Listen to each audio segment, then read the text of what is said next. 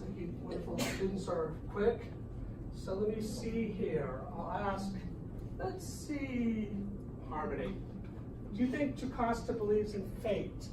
And remember what we discussed last Thursday where she was talking about a prophecy that didn't come true? Does she believe in fate? Okay, Elizabeth H. Does she believe in fate, you think? Okay, and why would you say that? I tend to agree, but why would you say that? Because prophecy didn't come true. Exactly, because prophecy didn't come true. Can you maybe tell me what the prophecy that was predicted that she says didn't come true? Yes, Jelani B. The son king, the past king would come to kill him. Excuse me? The son of the past king would kill him in the future. Okay. And the prophecy, actually, that is correct, but the prophecy was to the king himself saying, Laius, your son is going to kill you. So, Jocasta, the wife, the queen, she believes that was taken care of, so therefore, prophecy didn't happen. Okay. So how many of you can say whether you believe in fate? Because some people today still believe in fate. Maybe here want to say that they believe in fate? Or not? Let's see, maybe do you believe in fate? No. Well, that's a good answer. No. Because sometimes we have to create our own fate or destiny. What if it was predetermined?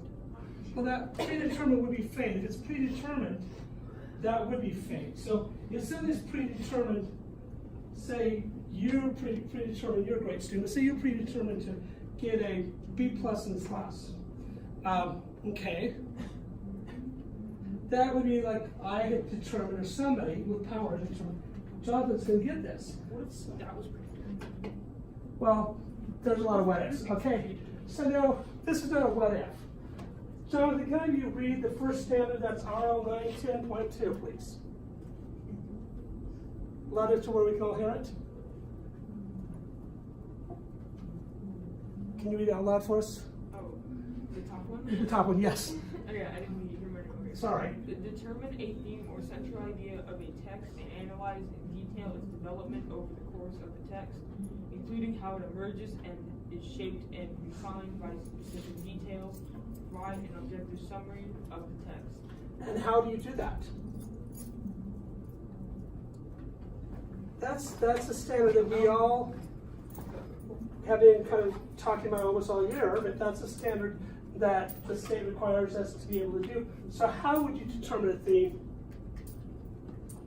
and analyze? Yes? By looking like what's going on in the story and like based like the central ideas and the main ideas of what the story's evolving around. Sorry, can you repeat that to where I can hear it? I'm sorry.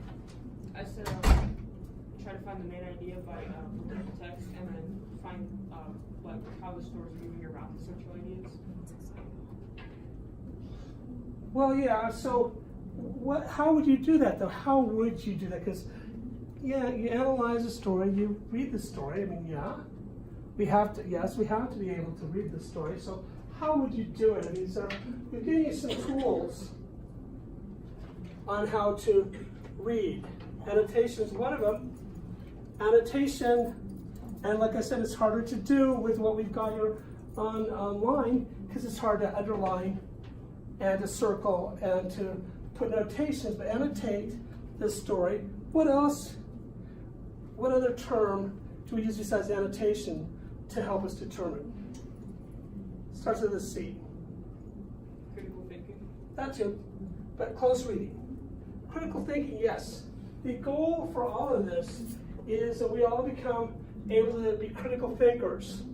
And we know critical thinking means we think, we delve into it in a serious academic way and take a look at the alternatives and come with a solution as critical thinkers.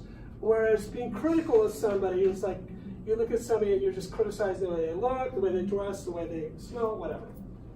So, RL 910.5, analyze how an author's choices concerning how to structure text or events within it. Example given, guys, and we might see today, parallel plots. Or rather, that might be parallel central ideas. And then a big time, pacing and flashbacks. We've seen that here in this text already where they're talking about things that happened 16 years before, and it creates mystery, tension, or surprise. Your objective today is, actually I'm going to have, let's see here, can I have, Alex, can you read the objective as a statement there? I can locate and paraphrase what the text is by saying, or what the text is saying by analysis and through descriptions in his daily writing form. So basically it's saying by the end of the today, and by the end of almost every day, because we're hovering over this, you will be able to describe, analyze, describe, and paraphrase your answer to the writing prompt, which of course is our daily writing prompt we always have. Vocabulary. Zeus is the supreme deity of the ancient Greeks, the god of the heavens. So he'd be the number one guy, the chief, the god of gods, so to speak. Escort, a group of persons or a single person who accompanies another for protection, guidance, or courtesy.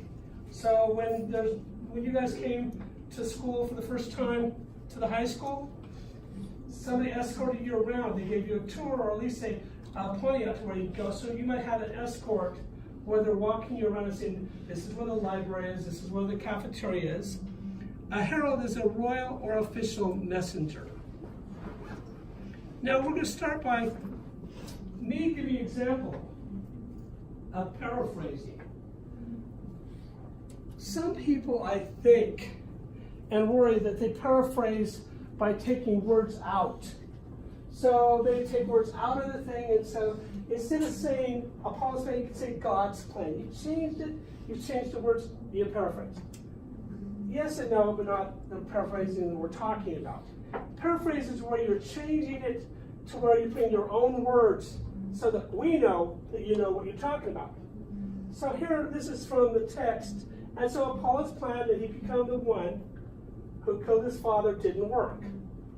And Laius never suffered what he feared.